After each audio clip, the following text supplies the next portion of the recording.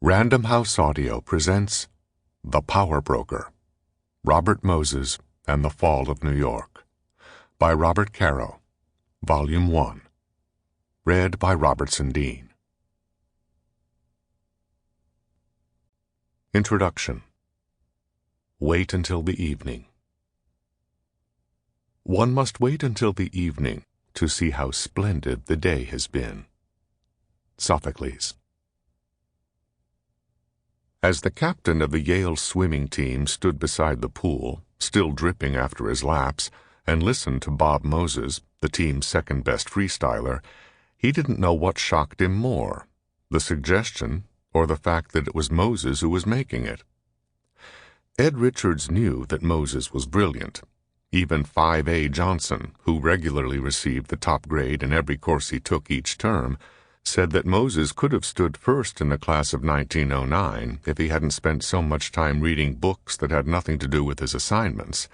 But the quality that had most impressed Richards and the rest of '09 was his idealism. The poems that the olive-skinned, big-eyed Jew from New York wrote for the Yale literary magazines, sitting up late at night, his bedroom door closed against the noise from the horseplay in the dormitory, were about beauty and truth.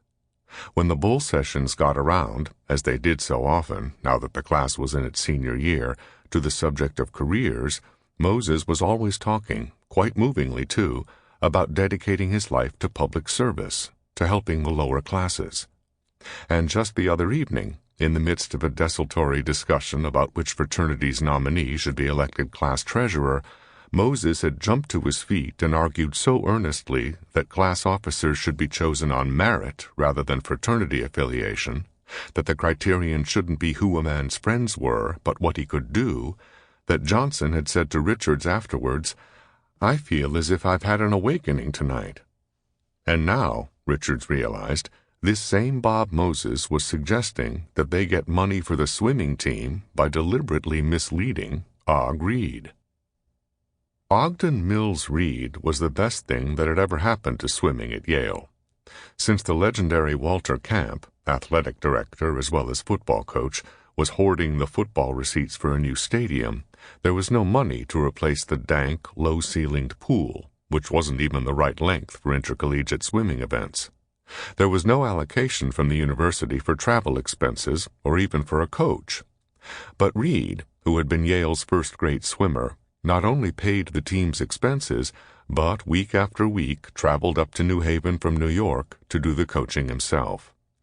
This year, after a long fight, Moses had succeeded in organizing the wrestling, fencing, hockey, basketball, and swimming teams into a minor sports association, which would conduct a general fundraising effort and divide the money among the teams, in the hope that the existence of such a formal organization would coax new contributions from alumni. The theory was good, Richards had thought at the time, but there was one hitch. Any money contributed specifically to one of the teams also had to go into the general fund. Richards doubted that Reed, who was interested only in swimming, would want to contribute to a general fund, and he wondered if the swimmers might not end up with even less money than before. But Moses had seemed to have no fears on that score, and now, standing beside the pool, Richards was beginning to understand why. Moses, dressed in suit, vest, and a high collar that was wilting in the dampness, had just announced that he was skipping practice to go to New York and see Reed, and when Richards had expressed his doubts that the alumnus would contribute, Moses had smiled and said, "Oh, that's all right. I just won't tell him it's going to an association. He'll think it's the regular contribution to the swimming team." Now, Richard said slowly, "I think that's a little bit tricky, Bob. I think that's a little bit smooth. I don't like that at all." With astonishing rapidity, the face over the high collar turned pale, almost white. Moses' fists came up for a moment before he lowered them. "Well, you've got nothing to say about it," he said. "Yes, I do," Richard said. "I'm the captain. I'm responsible. And I'm telling you not to do it." "Well, I'm going to do it anyway," Moses said. "If you do," Richard said, I'll go to Og and tell him that the money isn't going where he thinks it is." Moses' voice suddenly dropped. His tone was threatening. "If you don't let me do it," he said, "I'm going to resign from the team." He thought he was bluffing me, Richards would recall later. He thought I wouldn't let him resign. "Well, Bob," Richards said, "your resignation is accepted." Bob Moses turned and walked out of the pool. He never swam for Yale again. 45 years later, a new mayor of New York was being sworn in at City Hall. Under huge cut-glass chandeliers, Robert F. Wagner, Jr. took the oath of office, and then, before hundreds of spectators, personally administered the oath and handed the coveted official appointment blanks to his top appointees. But to a handful of the spectators, the real significance of the ceremony was in an oath not given. When Robert Moses came forward, Wagner swore him in as City Park Commissioner and as City Construction Coordinator, and then, with Moses still waiting expectantly, stopped and beckoned forward the next appointee.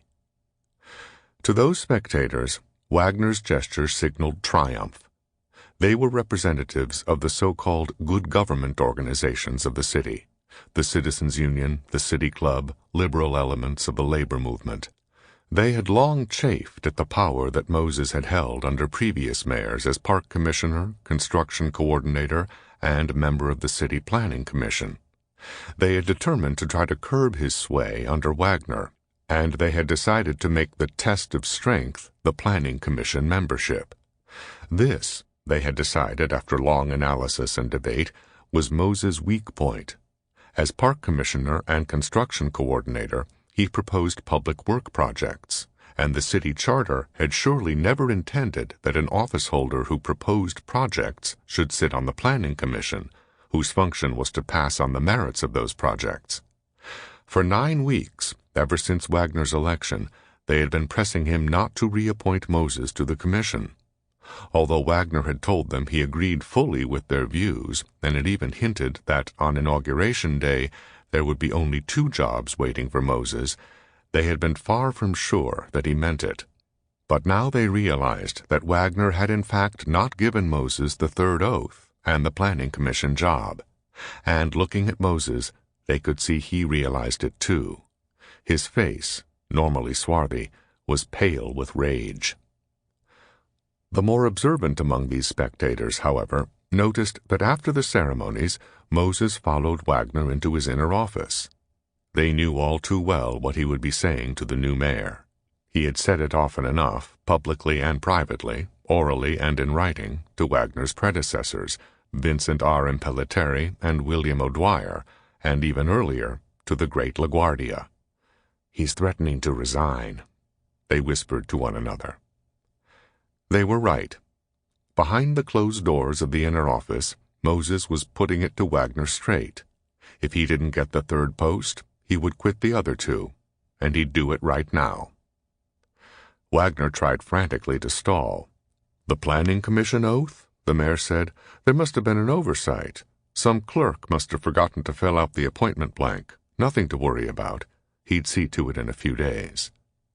Moses walked out of the mayor's office and into the little room down the hall where a deputy mayor and his assistant were filing the appointment blanks. Snatching an unused blank off a sheaf on a table, he sat down at the table and filled it out himself. Then he walked back to Wagner's office and, without a word, laid the paper on the mayor's desk. Without a word, the mayor pulled the paper toward him and signed it. Robert Moses possessed at the time of his confrontation with Ed Richards an imagination that leaped unhesitatingly at problems insoluble to other men. The problem of financing minor sports had been tormenting Yale deans for 2 decades, and that, seemingly in the very moment of the leap, conceived of solutions. He possessed an iron will that put behind his solutions and dreams a determination to let nothing stand in their way.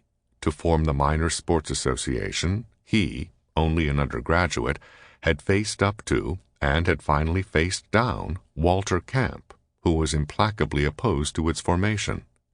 and he possessed an arrogant. Sample complete. Ready to continue?